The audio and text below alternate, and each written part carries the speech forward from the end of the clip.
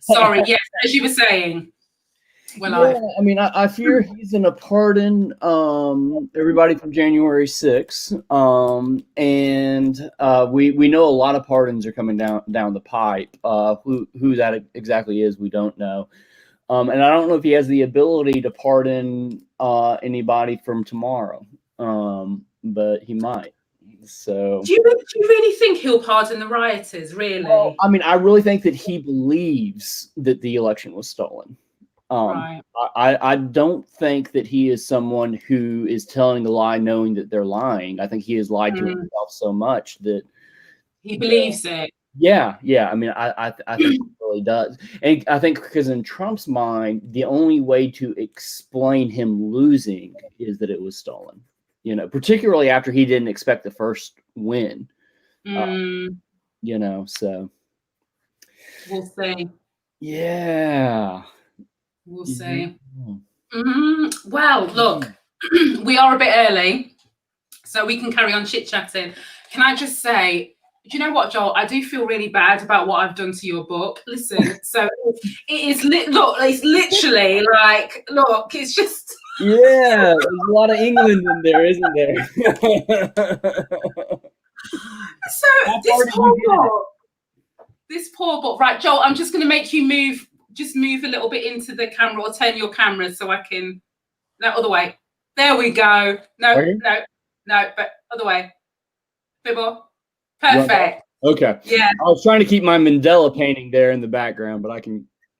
Oh no, is that what it is? Well, do you know what? Because I thought you were doing like a really beautiful, like, side profile, like only my left side is. I'm trying to keep that in, but I'm good. I'm good. You're good. Oh, I love it. I love it. I love it. Oh, yeah, hello. Oh, we've got friends.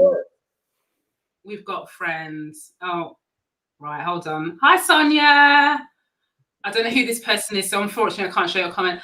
Hi, Prince. Oh, look out, Prince. What spelling is that for my name? What is that, Prince? That's not even... Look how I'm just shaming him on a live. What is that spelling? Do you know what that'll be? That'll be predictive. You know when you start typing, it's predictive. I know. I've been there. Yeah. I've been there. Hey. So, yes. Prince is feeling the shame. Look, I'm sorry, Prince. I didn't mean to. He's like, I feel shame. Thank you. I know it. Don't worry. I know it's predictive text. It happens to me all the time, so don't worry about it. So yes, I was just explaining. As we are 2 minutes, I feel like we can natter for 2 minutes before we properly go live. But yes, look, it's there's a lot in here, Joel. Yeah, it was a lot to fit in about 200 pages, so a little bit. There's a lot in here. I don't know how we're going to do this justice, but I'm going to do my best. Do you know what I mean? I'm going to do my best. Because well, you know when I just feel like it needs to be like a 5-part series, your book. Yeah. Do you know what I mean? Down in our class, we break it down to a 4-part series. Okay, look at that. Look how good I am. Yeah. We thought 5 was too much to ask for people to hop online for. Oh, need to get those videos. Sorry. Somebody has got, look, I'm going to try and be better with the questions. Right. I actually don't know. Unfortunately, this is not a personal thing. This is just because this platform doesn't always show up who the LinkedIn person is.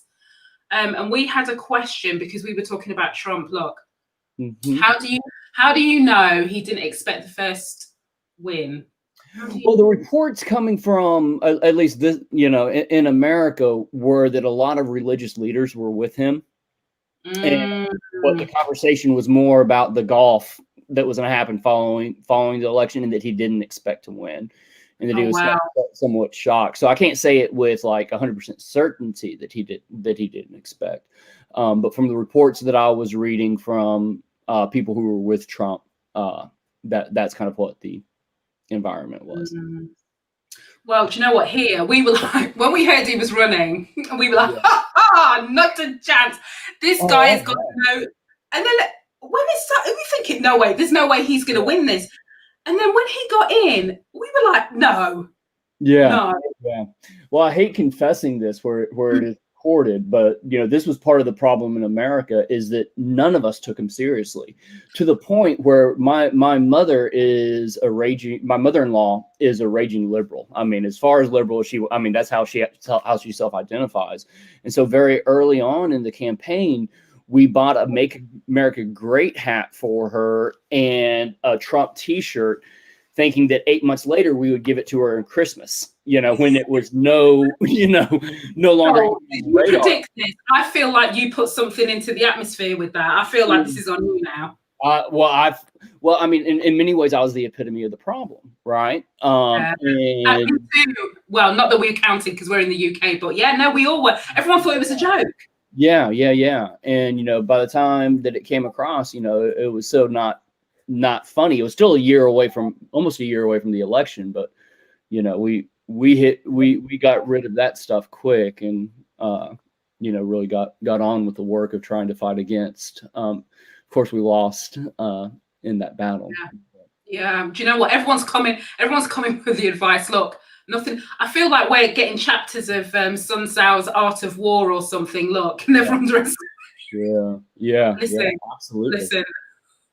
Somebody will write a whole book on that aspect, isn't it? It's almost like never. It's not over till it's over. Yeah. And I know for most of us here in America, we weren't ready to celebrate still aren't ready to celebrate Biden's win until after the inauguration, through that point, because it is absolutely terrifying right now how fragile democracy is. Yeah. Well, it's 2 minutes past 6, so I think we've chitter-chatted for enough, because we actually started early. And just to say, I know everyone will not believe me, so Joel popped in. I was literally just about to put on my lip gloss. I was like this, look, thinking I'm going to use the camera for. It is so good to be with you. I've been looking forward to this for a long time. Oh, have you? Well, listen, firstly, so I like to gas people up, Joel. But I'm just going to that's a positive thing. But I am going to context for everybody, because I know some people were thinking, like, Shireen, where did you find this guy? Why are you why, how, what? I'm in, but how did this happen? So as we all know, I do partake in a little bit of LinkedIn stalking. So I do, I follow, and, I'm connected to lots of different people, and I pay attention. Now, Joel, I'm not underestimating. I don't even think you've got 500 followers. How many followers do you have? Somewhere between 0 and 10 or 15, something like that. Oh, Joel, listen, we're going to change that this evening. We are going to change it. Anyway, Joel and I connected months ago. Don't ask me how this happened, but we connected months ago. And then Joel messaged me to say, yeah, I don't do anything to do with HR or business. So basically, yeah, I'm out in all your business, Joel. I got the message in my phone. Yeah, it is true. I got receipts. So yeah, Joel was like, I'm not interested. No, you didn't say that. No, but you were just like, look, that's not my job. Anyway, because my middle name is persistent and tenacious. So I slid into your DMs because I saw a post, and I was like, I didn't know Joel wrote a book. And then I started nosying, and I was like, Joel, so did I not beg you? I was like, Joel. You can't, because I was afraid that there was something some false understanding. I told you, I was like, I know how to cost people their jobs. I don't necessarily know how to protect them and help them thrive in it. And I was so thankful that you did reach back around, and very humbled with you. Well, listen, because this fabulous book that Joel has written, I always like to just look. Oh, I can't get the right way. Look, right there we go. Yeah. There we go. There's the book. So I bought this. When did I buy this? Over Christmas, because I sent you a picture, didn't I, of it in my office? So I sent you a picture. Yep. And I was like, Joel, I bought this. Let me just tell you, this book is dread, right? Which is that's a good thing. This is the book is deep. I was like, oh my God. So I wanted to bring Joel on here, partly because before Christmas, so before I went away, detoxed from the digital land and got COVID-19, we shan't talk about that because I think I've bored everybody with my COVID tale, so we'll move on. But I put some flippant post, right? You know, because I didn't even write any text. So I literally just put this post and I said something like, oh, you know, we should be able to have conversations about religion and politics, or something. If we learn how to have conversations about religion and politics, or something like that. Anyway, I put it up. I didn't even write a caption. I just put a little like preach. I mean, it didn't have the word race in it, but you know, you got the idea. Joel, this post went like crazy. I think it's had like 21,000 likes. I mean, a ridiculous amount. It just went all over. Obviously, there was all sorts of arguments, all sorts of wrestling, all sorts going on in the comments. So I just muted it because I thought I can't, not for my spirit. Sure. I thought I can't do this. But this whole conversation about the fact that we can't be seen to be talking about what you call the Holy Trinity. You call it the Holy, what do you call it? The Trinity? Not the Holy Trinity, just Trinity. Yeah, I refer to the thinkers that I write about in the book as the Trinity. Yeah. The Trinity. So this idea of kind of race, politics, and religion, and basically Joel's book is examining what I have affectionately, and we affectionately termed it, the original scene of the crime. So the foundations of white supremacy and this whole idea of, I guess, white men, you know, their perspective, their opinions ruling the world, and how all of these centuries later, we're still here trying to dismantle the very thing that was, you know, set up way before slavery. So this was like the foundation in which slavery was built upon from this sort of ideology. And I'm not going to go into more detail because I'm going to leave Joel to talk about that. But I thought it's really relevant because one of the things that I find myself saying over and over again is we don't understand racism. And I'm going to say the collective we don't understand racism. We still keep talking about racism like it's behavior. We still keep talking about racism like it's Trump as an individual, like it's the individuals who stormed Capitol Hill. Now, yes, that is racism, but it is a form of racism. And my concern is when we start making it about individuals and we vilify individuals, and in most cases, rightly so. So this is not giving them a pass. This isn't what this is about. But when we don't seek to go any deeper and we just brush it off and go, oh, Trump's out of office, this person's in, they're going to save us, we are completely missing the foundations of how I'm going to say Western society and racism, as somebody said, it's a euphemism, it's a politer way of saying, but you know, how racism and, you know, the colonizers, how they went all over Europe and then Africa and, you know, all these places and then started, this whole idea stems from the stuff that you talk about in here. So I'm going to shut up now, Joel, because I think I've like set the scene enough. So I've completely gassed you up now. It's like, well, I appreciate that. yeah, I appreciate that. So I'm going to do reverse order because we're going to jump straight into this, and then I'm going to come back round circle because I want to almost go to the beginning of your book where you talk about your journey to get to what prompted you to start delving into some of this. Can you explain for the people this whole idea of the foundation of racism and where this ideology, racism as an ideology, and where it came from? Yeah, absolutely. So a lot of the book that I write about actually takes place in England. And what I'm Can you just repeat that? England was the original scene of the crime. Yeah, the original crime scene. That's the original crime scene that I write about in the book. And in many ways, the racial world came on the hills of the religious world, and on the hills of the religious wars in particular. And what the writers that I write about, the first two in particular, Thomas Hobbes and John Locke, they're trying to find a way to do a couple of things. One, they want to bring the wars of religion to an end.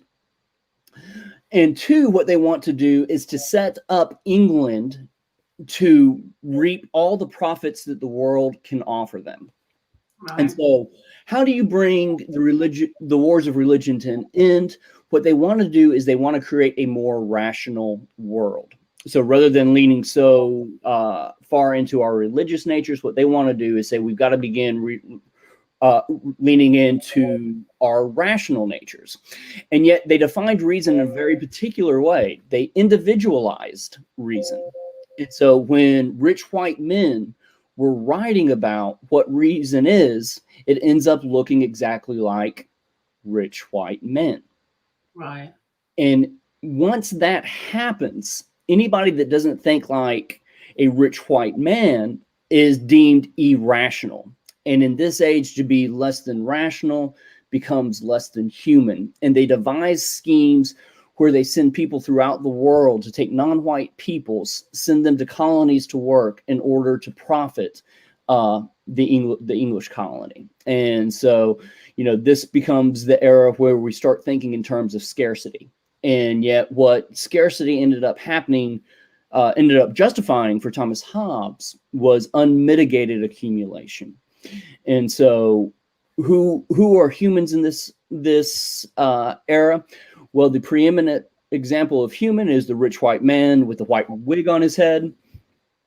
Who is the opposite of that? It's the human with an afro on their head, particularly a female afro. You can do anything you want to with, right? And so it is very much not only racialized, but rooted deeply in gender as well. It becomes a way of justifying our use of African Americans in order to profit from their unrequited labor. Yeah, right. So it was a very rational project, and what we don't talk a lot about is how the rise of reason and the rise of racecraft happened in the same time. And so I explore these type of issues very deeply in my book.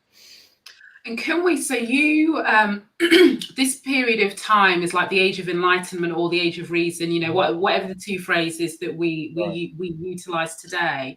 Mm-hmm. Can you, and I know this is really difficult to do because you do go into a lot of detail in the book, but if you take this readily accepted rationalization, right? And this is when we're starting to get into the hierarchy now, isn't it? With the rich white man at the top. Mm-hmm. And can you take us maybe to, I was quite interested in the Willie Lynch. Sure. And I know you have some views on that because, we talk about that. And then almost then, what happened pre-slavery, and then maybe draw some parallels with where we are now and what hasn't changed. Because, and I'm going to draw, this is where I can draw some parallels with the workplace, Joel. You don't have to do this, but I can do this. All right. This is where I can step in now. Yeah, do you know what I mean? Wow. But we'll go to you just to kind of bring people almost up to date from that point of view. Yeah. Well, what I talk about in the book is just to keep it like at a 10,000-foot perspective. Is this changes the way that the world thinks about the very nature of politics, the very nature of economics, the very nature of justice. All of these things are being reconsidered, as well as the very nature of religion. And so what I'll examine is how three lies end up dominating our political imagination. The first lie becomes that government is not about the common good. Rather than government being about the common good, government gets reduced to the preservation of property. Of course, what that means is that government only serves those with a lot of property. That becomes the end of that. Economics, when you think about the workplace, how are we trained to think about economics? We begin thinking about economics as a moral-free math. And so when I go to economics classes, I get grids and graphs. I don't learn a whole lot about what people are going through and who are impoverished. In America, we talk a lot about our gross national product, but we don't talk much about our gross domestic poverty. And so and before these times, we didn't necessarily think this way. And when the government no longer takes care of poor folks, and when the economy no longer takes care of poor folks, the question becomes, what does justice look like? Well, justice begins to look like a brutal enforcement of the status quo. And so this begins in America to harmonize our ideas of democracy with the institution of slavery. And so what ends up happening is that you have the slave system that is developed, and we have these three-dimensional approaches to justifying why it is that we can treat people this way. So like one of the things, America was founded on is all men are created equal. Well, how does Thomas Jefferson write that? He writes that because he is able to question the very humanity of African Americans. Because for his favorite philosopher, John Locke from England, what John Locke talks about is how African American or Africans are having sex with baboons, and what do we call their children? And he starts painting these images that put the question in white people's head of whether or not African Americans and Africans meet the full standard of gold standard of humanity. And because what John Locke will talk about is he says, not everything that looks gold is gold. You just don't know. When you say what's a human, you just don't know what that is. And to get down to the level of how sick this becomes, when we have the Willie Lynch letter that is released in Georgia, and they're talking about how is it that we can protect slavery, there becomes 3 steps within this process.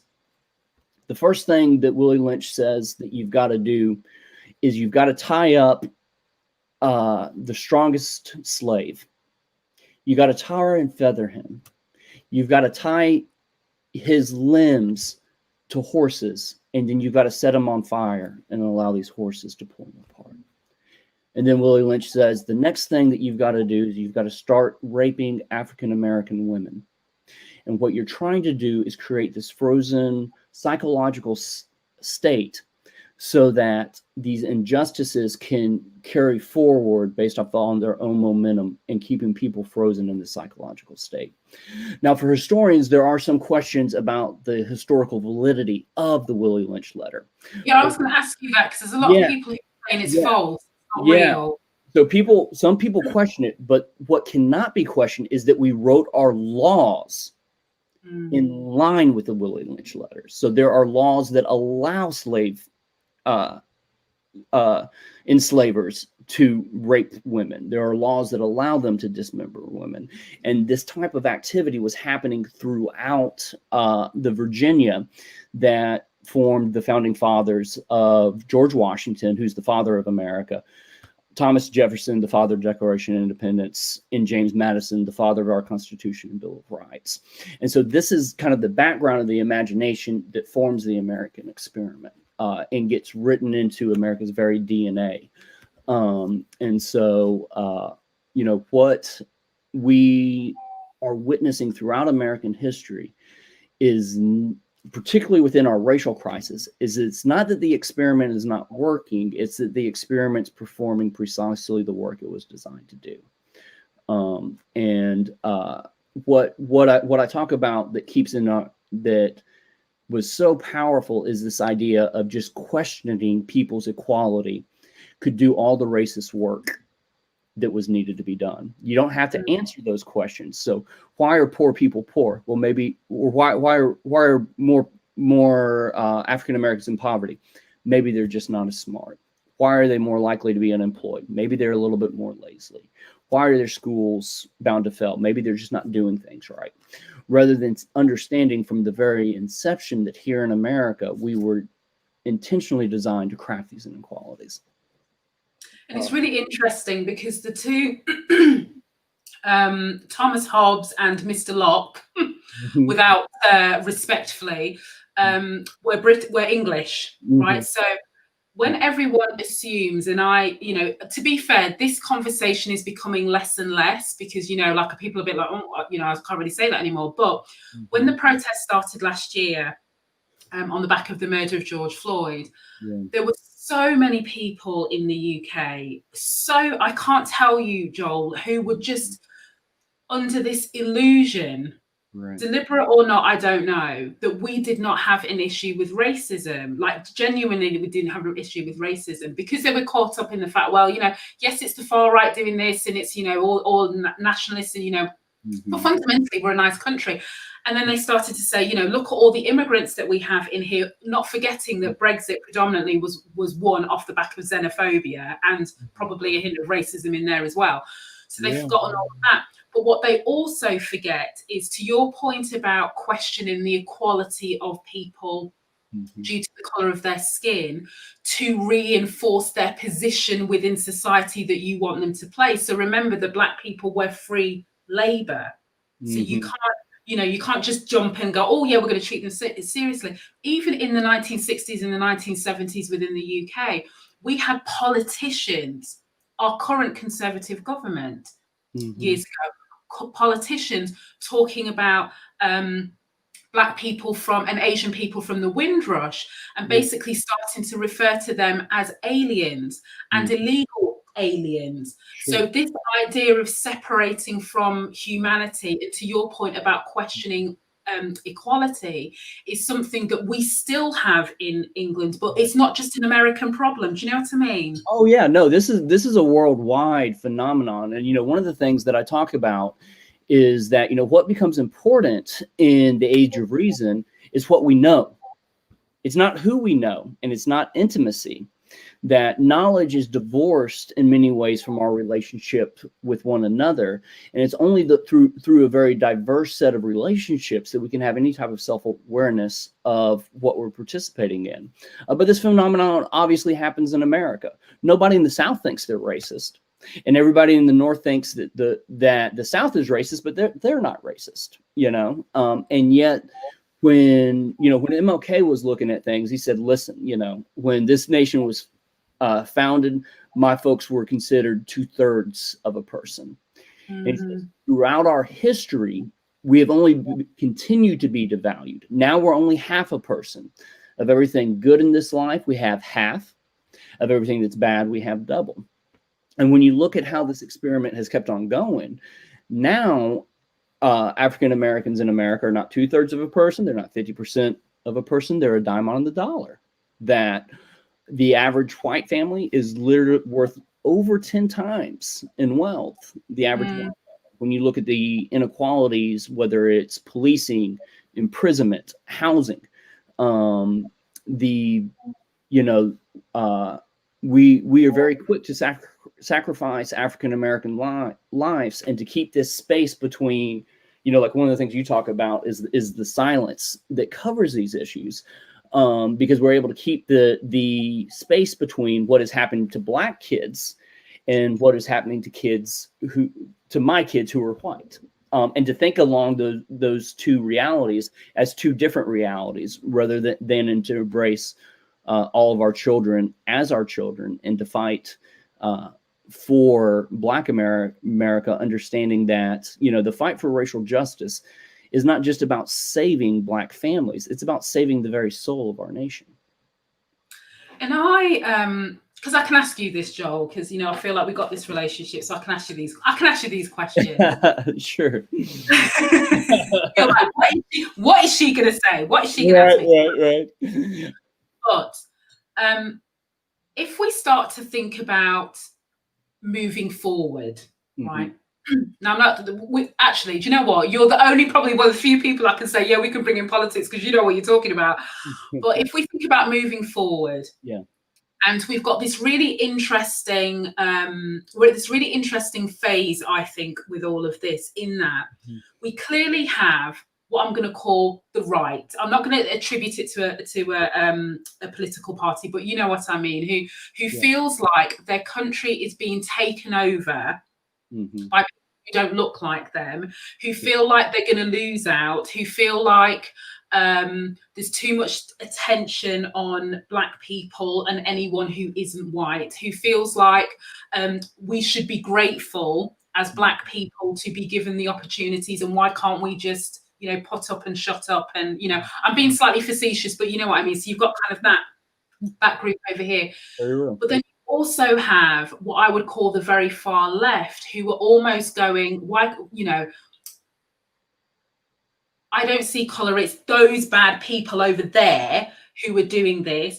Why can't we all just get along? We're one human race. I'm not going to attribute this to the behaviour, but it's, in my mind, it's the equivalent of people posting about love is going to change the world, and it's, we need to love one another to be able to solve racism. And I'm going to call it bullshit. And the reason why I'm going to call it bullshit, Joel, is because when you understand what racism is, to all the things that you've talked about and the systemic stuff, you wouldn't say that, because clearly that is not the case because we have not solved this in 400 years. What is it that makes, and I'm going to say predominantly white people from this point of view, because you can't talk for black people, but you can talk for white people. Sure. What is it you think that makes white people so, they're not anti-equality, but they're anti the focus on black people? Where is that coming from? I think that there was a really important historical moment that happened that for the most part we miss, but I think there's a lot to learn from that. And that's when Ronald Reagan was actually running for governor in California. And so he is running after having fought against the Civil Rights Bill, after supporting a segregationist for president and basically every racist. Ronald Reagan is running for governor to provide the voice of America. And there is a meeting among national Black Republicans that happens in Santa Monica, California. And there is a lament that happens that having leading candidate who doesn't support civil rights. And perhaps in his only public moment, Ronald Reagan really loses it. And what he says, I am not a racist. How dare you call me a racist? How dare you question my integrity?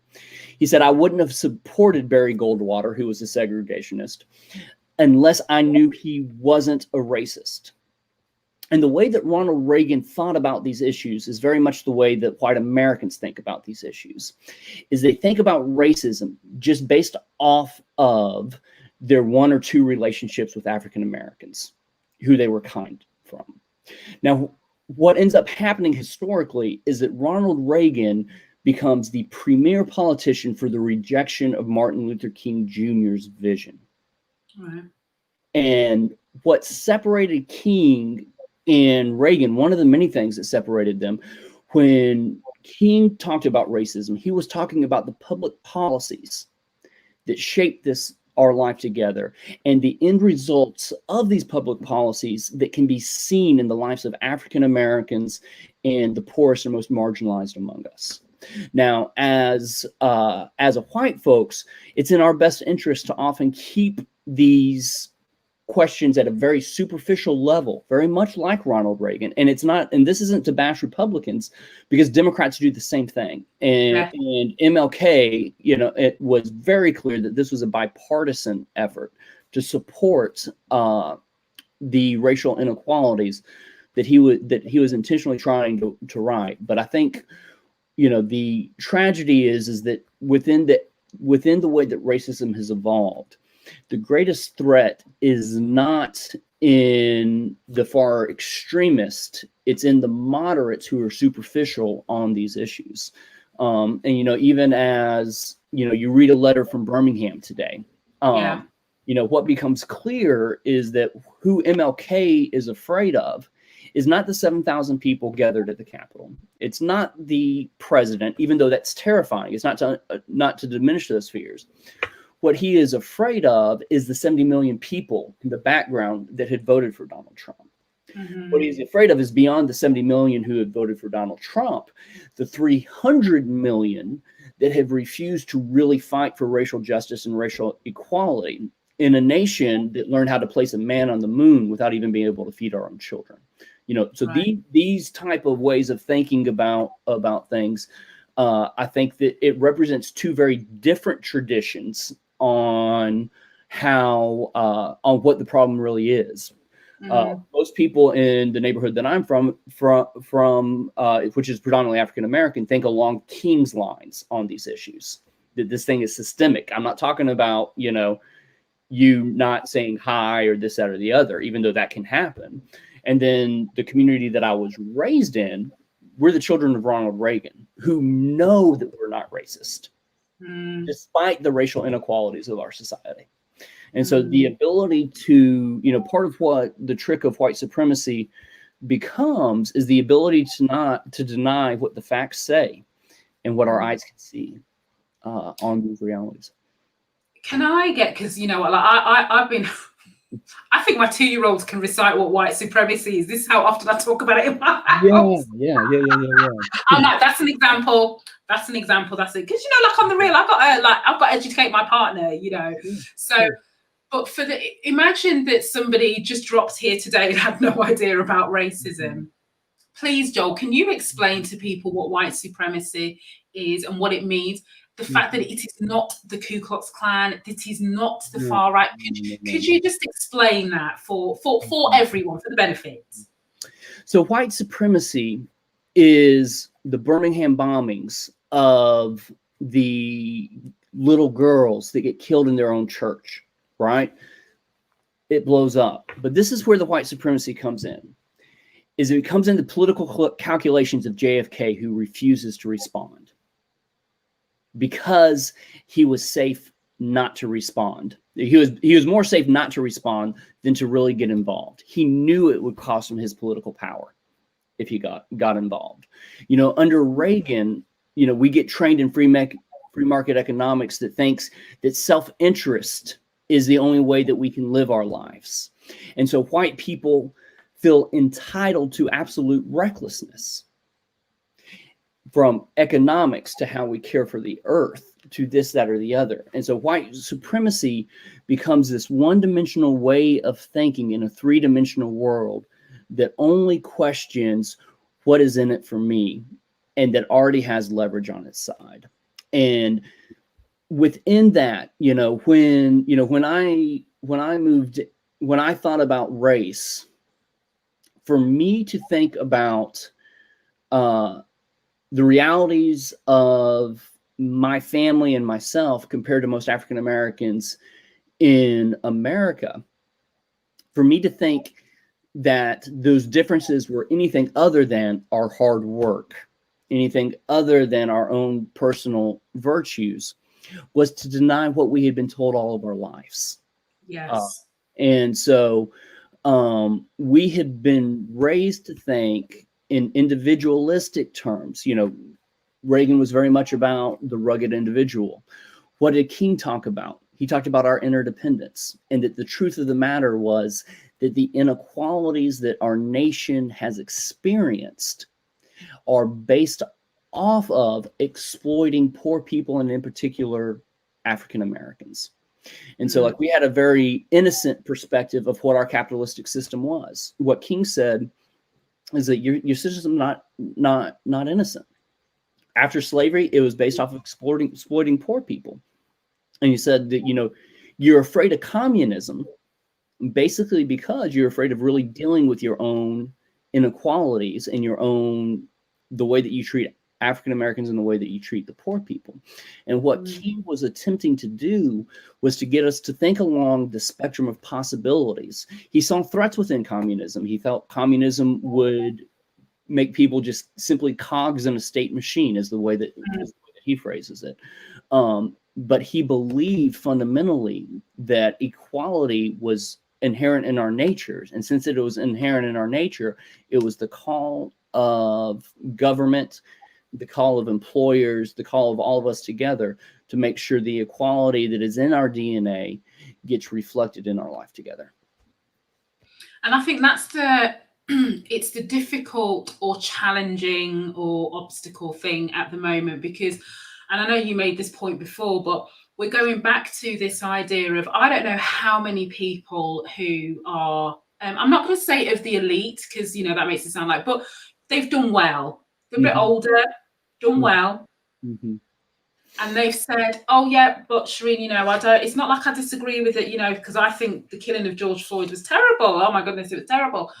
But I do maintain that, you know, if you've got the right ethic, the right ambition, and you just get on with it, I think you can transcend all the issues that to do with your race. And so inadvertently, it's going back to, it's almost like people feel like by addressing racism, that somehow, like, I don't know whether it's like they feel Black people are inherently lazy, or that we're going to slack, or we're just going to like wait for opportunities. And what I'm saying is, listen, you cannot I don't know how hard working, how much more hard working as a people you can get, because for sudden years we worked for free. right?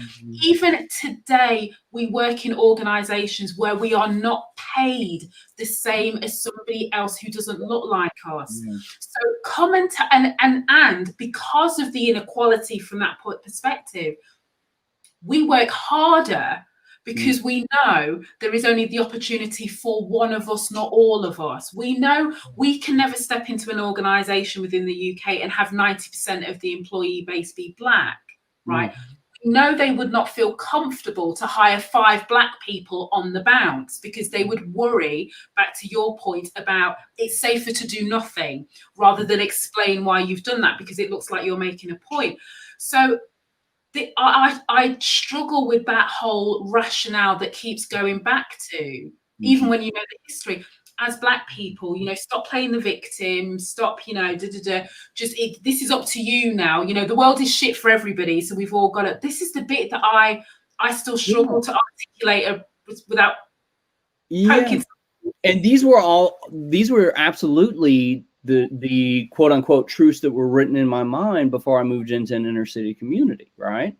And so it was easy for me to believe that Black folks were lazy until I knew Black folks, you know, until I was within a Black community. It was easy for me to believe that inner city schools struggled and failed because those kids weren't quite as sharp until I met these children. The teachers didn't work as hard until I met these teachers. And what became very clear to me is that in the community that I grew up, being average was very safe. To be average is human, you know. I mean, that's what we are. We're average. And yet what I found within the Fifth Ward context was that to be average was to be lethal. And in our high school, you know, we will send more of our students to prison for nonviolent offenses than we will to college. And it has nothing to do with their work ethic. It has nothing to do. It has to do with the zip code that they were born in and the injustices that we have become comfortable with, you know. And even if getting back to kind of that Willie Lynch letter, this idea of creating a frozen psychological state is very well describes, you know, where we are as a nation, that we have embraced these injustices, believing that they would just disappear. You know, one of the brilliant things that Reagan does is he inaugurates MLK Day. It was a brilliant move by Reagan. He's forced into it. He doesn't want to do it. But on the other side, what he is able to figure out is that by pretending that the work of civil rights was accomplished, you can turn the page and keep on going. By pretending that we honor King, we can ignore 99% of things that he said and kind of harmonize his message with this colorblind injustices that defined American order. You know, like I mean, I would say that, you know, Ronald Reagan became president in 1980, and he's been president ever since in very, very meaningful ways. He took our country down a very different path than where we would have been. And I think that's why, you know, those of us that got very hissy on LinkedIn today and yesterday, because it was, well, in the UK, you had the Tale of Two Cities, right? So you had the Tale of Two Cities. So you had, you know, MLK Day yesterday. So you had people talking about Monday blues, right? And I'm looking and I'm going, are you effing serious? Like, Rome is sodding burning. Like, what's going on? And you want to talk about Monday sodding blues. So we had that going on. But then we also had the quotes of, you know, I have a dream that I, you know, and I'm yet again, and everyone's like lapping it up, right? So, oh yeah, you know, and I wish there was more of this talk, you know, rather than, you know, and I'm thinking, so I was like, let me just go and share letters from a Birmingham jail, because I think there's some people that haven't read this. So let's just go and take each paragraph bit by bit and go and go and read it, because there is this thing about, it's almost like it's using MLK, it's using civil rights leader, because let's all remember, MLK was not, Martin Luther King was not universally embraced back in this. Let's remember he was assassinated, but nobody ain't talking about. They don't want to talk about that. So it's this like, almost like using those same people who fought for us, and you know, the injustices for Black people, for the poor, for Jewish people, and using it as a weapon against us to keep us quiet, to say, well, look, we're supporting you because we're coming with hashtag Black Lives Matter, we're coming with Happy Martin Luther King Day, we're coming with all of this stuff. So, you know, don't say that we're not supporting you because look here at what we're doing. But it goes back to the, like you said, the systemic elements of what racism really is. But that gets papered over because we all want to hold hands and sing Kumbaya onto the mountaintop. Do you know what I mean? And, you know, I mean, you know, white supremacy is reflected in very much in the way that we treat MLK. And this is one of the things that I'll write about. You know, we talk about Galileo, we talk about Einstein, you know, we talk about Newton as these transformative geniuses who changed our world. That is precisely who MLK was. You know, he wasn't just this good-hearted guy that you could use for whatever you wanted. When you read his writings on American soils, he is the only political and religious genius that perhaps our nation has ever created. And he is on the I mean, John Locke, Thomas Hobbes, Adam Smith, these guys have nothing on MLK. They're geniuses in their own right. I'm not trying to diminish them, but I mean, MLK is at a different level. But this is what separates MLK, is that he writes from the bottom up, right? So if you think about what Thomas Jefferson's brilliance would have looked like if he was in the slave's cabin instead of the mansion of Monticello, he would look like Frederick Douglass. You know, because the way that the geniuses from the African American traditions have written, they have written knowing very intimately truths that America has long tried to deny and tried to hide. And I think one of the important things to recognize as we celebrate an MLK Day is that the crisis that we're in here in America is not because we didn't have answers to our problems. It was because the answers to our problems often came from African Americans who we wanted to ignore. I mean, we could have achieved racial justice and racial equality for about half of what we paid for Vietnam. You know, that's not talked about. You know, but when the Kerner Commission comes out, instead of rewriting inner city communities, investing in educations, investing to bring about equality, we paid about $300,000 per Viet Cong we decided to murder. And MLK is calling us out for all of these things. And at the bottom line, when you look at what our politics have done to African Americans in America, you know, we are still sending people to bed hungry. And their largest sin was the color of their skin, in our opinion. Yeah, you know. And with the issues that we face, you know, one of the things that I write about in the book is it's during these times of crisis that we can really have the freedom to rethink things. Yeah. And when you look at the civil rights movement, in many ways, it doesn't start with Brown versus the Board of Education, but it starts with the murder of a young man named Emmett Till. And Emmett Till is brutally murdered by the Ku Klux Klan. And his mother demands that he has an open casket funeral. And the image that gets Rosa Parks working, MLK, that generation really working, is the image of Emmett Till. And, you know, we are at a point in our nation's history and in world history where we must keep the caskets open. We must keep the casket of George Floyd open. We must keep the casket of Breonna Taylor open. We must deal with the very realities that are happening 24/7 within our marginalized communities. Because if we can stay with the caskets open, if we can learn to repent, we might begin learning how to begin rewriting the rules that bring these injustices to an end. Yeah, oh, listen, Joel. Oh my goodness, you always have to take it so deep. Like your book is like that when I'm just like, I've got to stop because like my brain can't cope. You give me my brain cannot cope. Yeah. Now, I just want to go back because you know I did this back to front because you know normally like people go like, oh yeah, tell me your story and then we get into it. No, I wanted to go. Listen, let's just jump straight. Yeah. Like, I'll get cussed for like dilly dallying. Now, I just want to ask you a question that hopefully you will answer in context your story. You're a white man.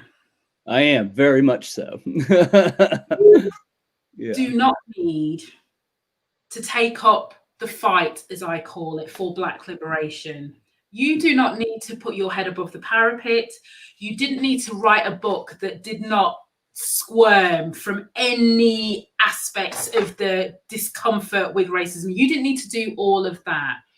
Can I ask you, what was your equivalent of Emmett Till, or in my case, it was George Floyd / Amy Cooper in a Foolishness in Central Park. What was your defining moment? How did you find yourself on this journey of writing this and supporting and just, I guess, dedicating your life to this quite early on from what I read in your book? How did that come about? Yeah, well, in many ways, you know, I had mentioned that it's during these time of crisis that we're ready to take bigger risks than what we would otherwise. And my own journey comes very much from a time of very deep personal crisis where my life was very much falling apart. And to the extent that I was ready to try something new. And I had a friend who taught within an inner city community that invited some friends and I to move down into that community and really begin learning about something from our city, that the very city that we lived in, but that was in many ways a very different world from us. And so from that time of crisis, it was a door of opportunity to take a risk and really make that move. And, you know, the moment that broke me was within a we had become very close with a lot of our neighbors, and a gang fight had broken out in the cities. Gunshots went off, and it was that evening of seeing what was happening. You know, we had to run outside and we had to grab some of the kids that were caught in the crossfire and that kind of thing. And seeing those children, seeing the men that were broken, seeing the mothers of these children, you know, that evening was the night that really broke me, because what was clear is that what I was witnessing wasn't a reality here on one block, but it was clear to me that these were the realities of desperation that our nation creates. And so, you know, the reason that Emmett Till's mother opens up the casket to Emmett Till is that it wasn't about the Ku Klux Klan. It was this type of insanity is what our nation has really put up with. And, you know, the way that I've experienced the journey was not perhaps making a decision of getting in the saddle and sticking with it, as much as it was seeing something that I couldn't turn away from any longer, and that I had no option other than to face. And I think what we're witnessing in the world right now is that white people are running out of options. You know, because the question is not whether or not we're going to pay for our racial sins. You know, the question is, you know, are we going to keep on trying to force African Americans to pay for this thing alone, or are we going to stand in solidarity and say that no, we can change these realities, because, you know, if we don't, we will not be able to survive. And it is clear that in American history, you know, they tried to fight for abolition peacefully for 20 to 30 years. But it wasn't until the guns came out that America was ready to make the decision. You know, and I think the question for America's survival right now is, are we going to have to wait until everybody's blood's in the street, or are we going to begin dealing with this stuff with integrity in the here and now? I think before I just jump to some questions, because there's like people come, everyone's going on, oh shit, I'm going to come back to that.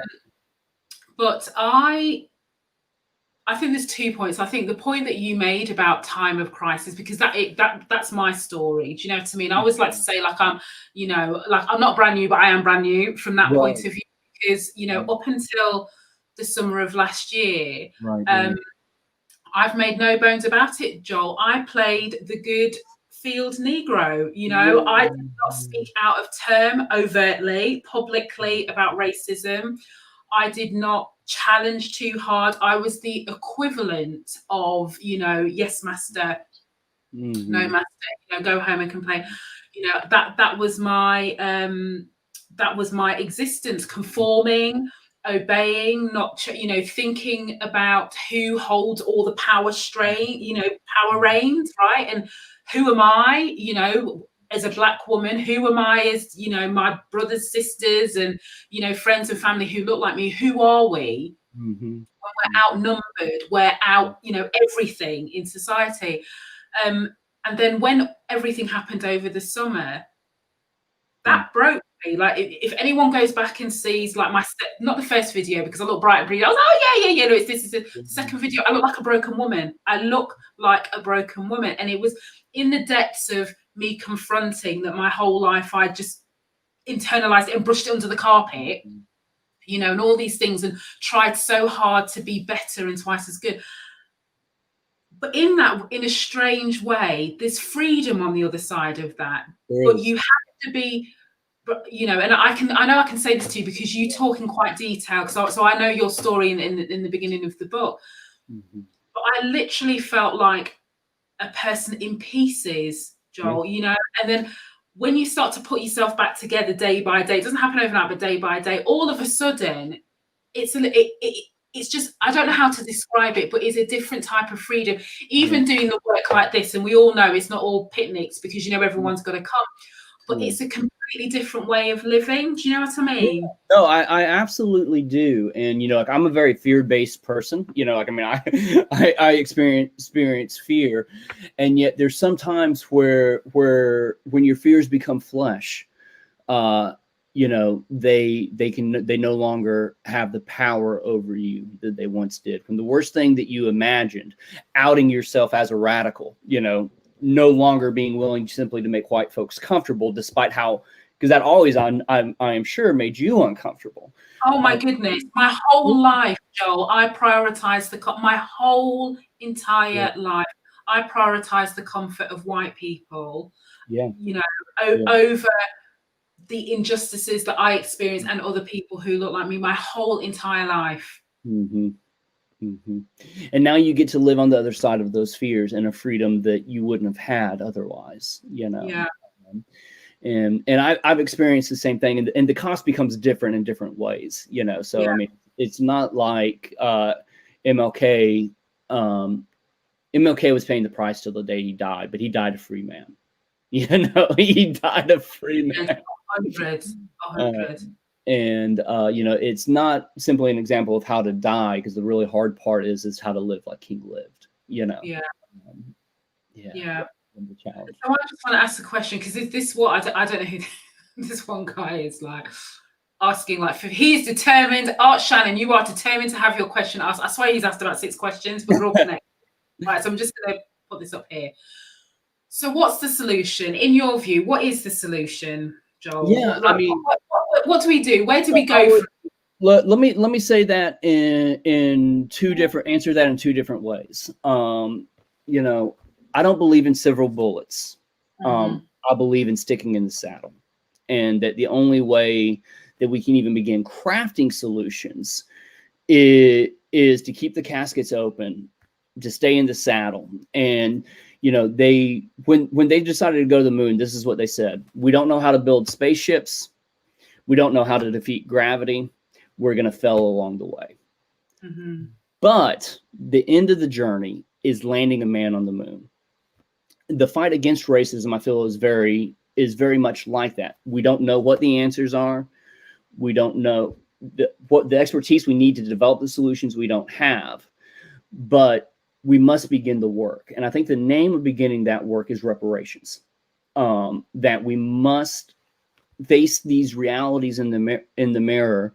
And in America now, we're talking about, what does reparations look like? You know, what can we get a commission going that looks deeply into this, about what do we need to, you know, and I think about it along different lines. Different people talk about it in different ways.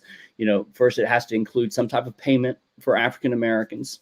I think that it's going to require radical investments in inner city communities.